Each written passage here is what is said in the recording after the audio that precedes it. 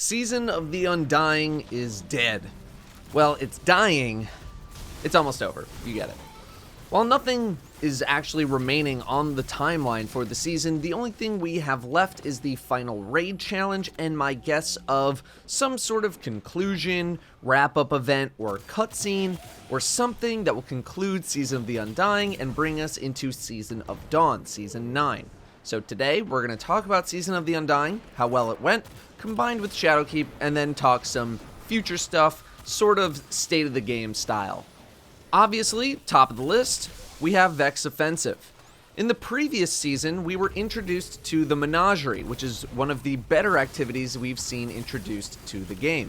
6-man matchmaking, raid light mechanics with various objectives done in a random order, culminating in 3 different final bosses with a heroic mode.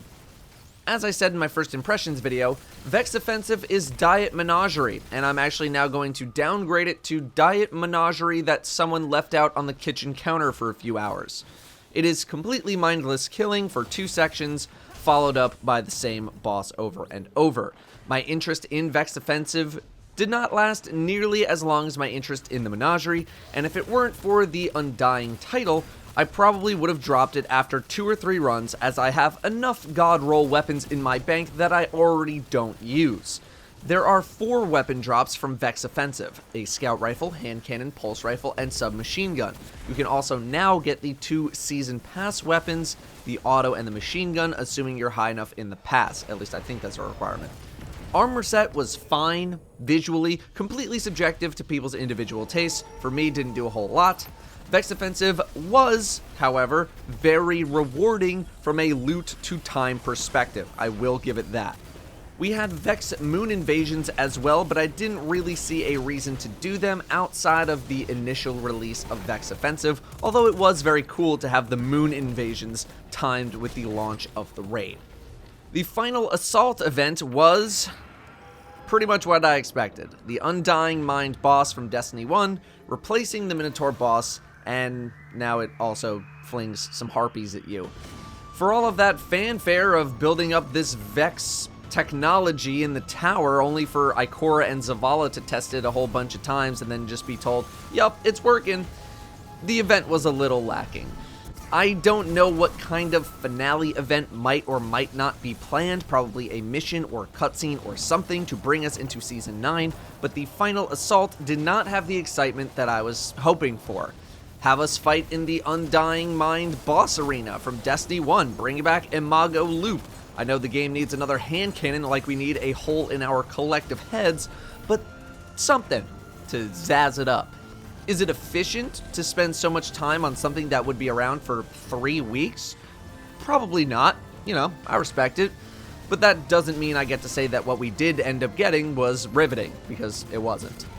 The Undying title and grind within was also not very exciting, but then again, most of the titles are not very exciting to grind out, with exception to raid titles like Rivensbane and Enlightened, minus some time-gated stuff or RNG portions.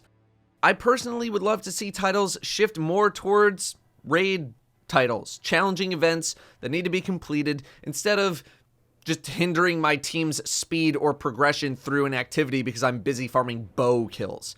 Think more time trials for Harbinger, and less literally every other triumph that requires an inane amount of kills for the sake of making you play a lot. They don't really promote mastery of an activity, whereas Harbinger definitely does that way better. The difference is that Harbinger will be here for a long time, and Undying will not, so I get the limitations. 2 exotic quests in Leviathan's Breath and Xenophage. Deathbringer was a part of Shadowkeep, and Divinity is linked to the raid, also part of Shadowkeep. Leviathan's Breath was not an exciting quest to do at all. The weapon does not appear to have a ton of PvE usability, but it does have some PvP usability, and I think I'm gonna leave it at that. Xenophage as a quest experience was much, much better. Puzzles to solve, running the dungeon, fighting a secret boss in the dungeon. Great stuff. Xenophage was marred by being very undertuned when it first came out, getting a 50% damage buff in the future, which sort of put a sour note on the experience. The 3 ritual weapons all ended up being pretty good given the reduction in power from pinnacle weapons, but as mentioned in the respective video, man, they were grindy. What felt like more grindy than previous items. The emblem grinds were also quite substantial, but are required for the Undying title. If you want more thoughts on the weapons themselves, check out that video. Crucible is still the Crucible. It's still got problems despite all of the changes done to roaming supers, which I do think was handled pretty well, at least when I reflect on my previous rant video.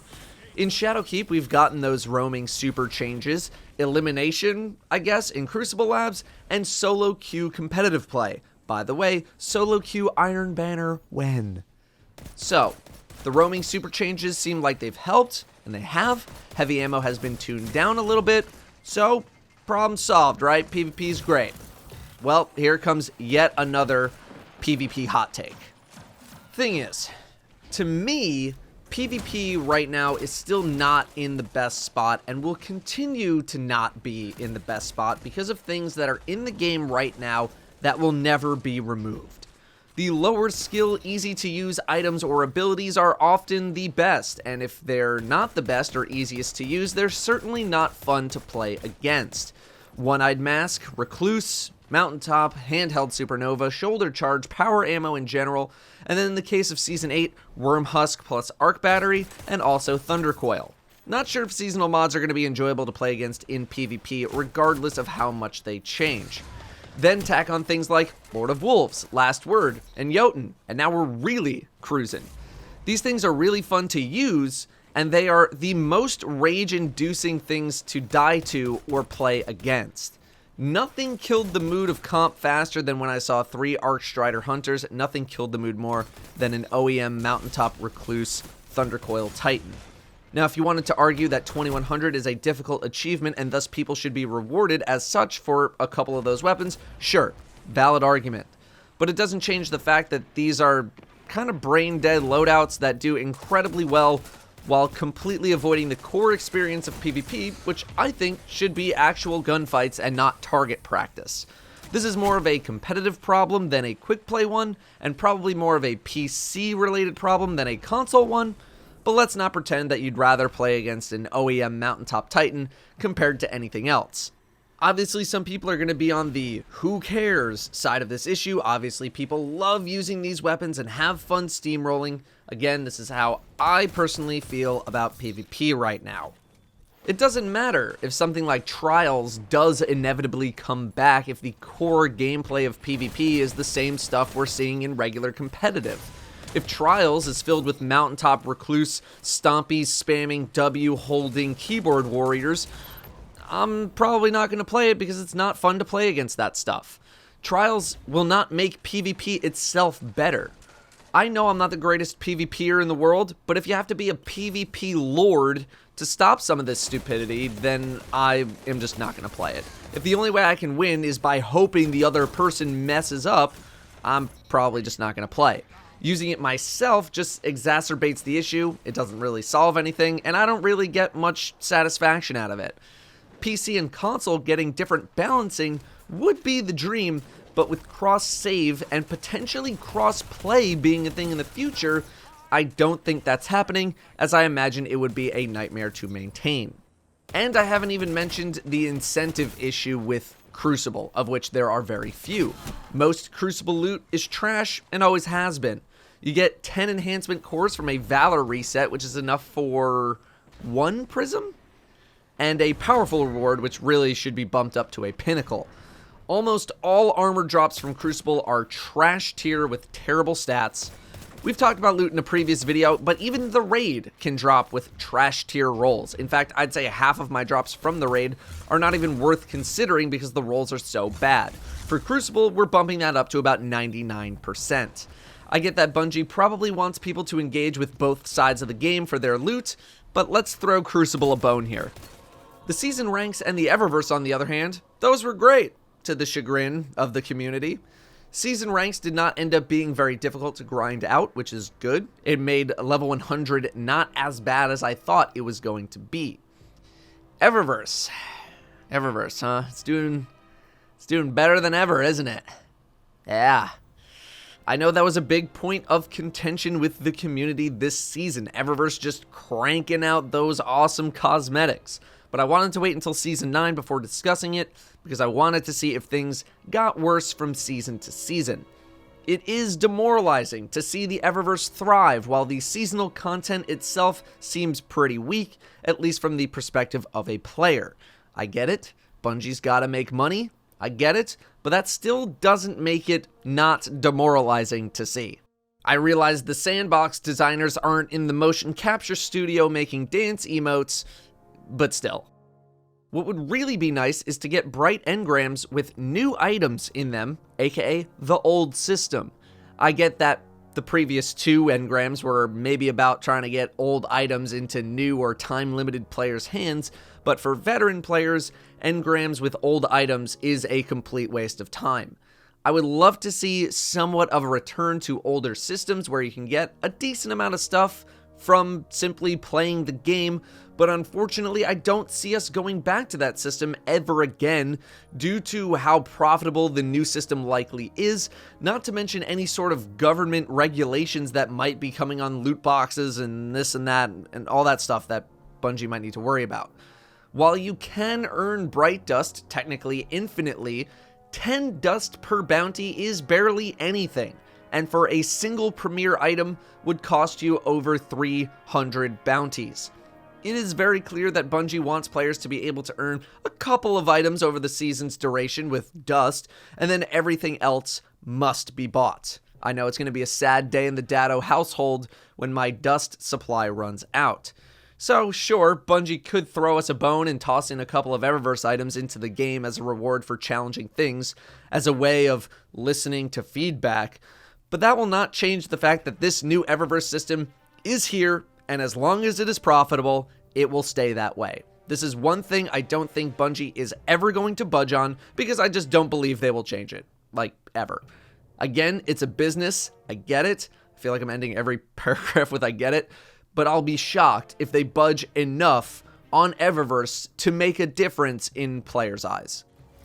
The season was overwhelmingly carried by Shadowkeep's content, the raid, nightmare hunts, nightfall, and the dungeon. That's probably how the rest of the year is going to go, assuming the amount of gameplay-based content stays around the same from season to season. I think seasonal activities could absolutely use a difficulty toggle and be given the Adept Hero Legend Master treatment, and I think past raids could use a difficulty toggle as well, or have something done to bring them back into the spotlight to a slight degree. I know that one giant piece of feedback from the community was, get rid of a bunch of powerful reward sites, but I think the raids are too good to waste.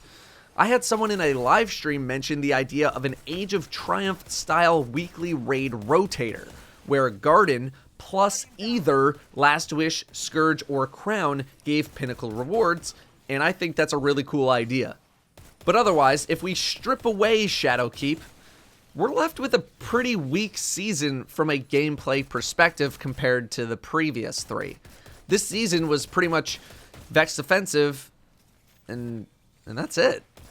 I would argue it was the worst season from a gameplay perspective. Is it fair to compare to the previous?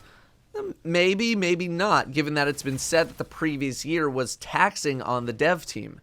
But right now, if you plan on playing Destiny in this year 6 of our Lord the Traveler and you want to be a regular player, then I would say Shadowkeep is worth a buy, because without it, I'm not really sure an individual season of content is gonna keep you satisfied unless you're satisfied by playing only on Tuesdays. So that's one way of looking at it. Here's a different way of looking at seasons. $10 is well below the price of all of the cosmetics offered in the season ranks, at least for Season 8. In fact, if you add up all the cosmetics, it would equate to 8,600 silver in the Eververse store, which costs $75, assuming you hit rank 100. Even if you got to level 10, you got a shader and the finisher, which is almost $10 alone. So when you look at it like that, seasons seem like a good deal. Again, assuming you hit rank 100.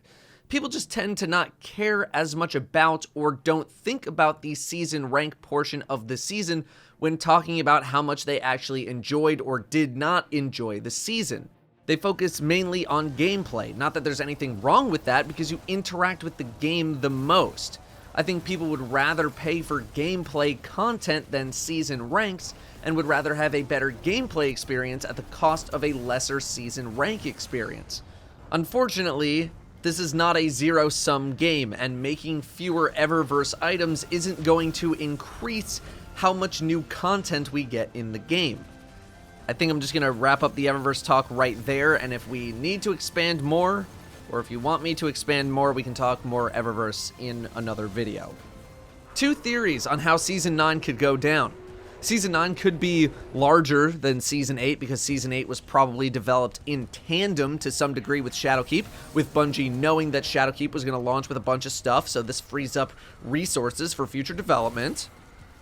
Or Season 9 will be approximately the same as Season 8 in terms of size and scale, because that's just how big seasons are going to be going into this next year of Destiny content. I know the previous year's seasons were too heavy a workload for Bungie to handle regularly, as outlined by Luke Smith, but Season of the Undying was sparse from a gameplay loop perspective. My main concern is that this year is just going to be what last year was, except we'll be getting less gameplay stuff because Bungie has to cut back. Overall, I'd say that I was pretty underwhelmed with the gameplay portions of the season, while the vanity experience, the season pass portion of the experience, was fine. It was good. The final assault could have used a bit more fanfare, but it seems like each season is now going to depend on how good or bad the seasonal gameplay loop is. This season was not as great. I hope the next one is a bit better. Thank you for watching, and I'll see you next time.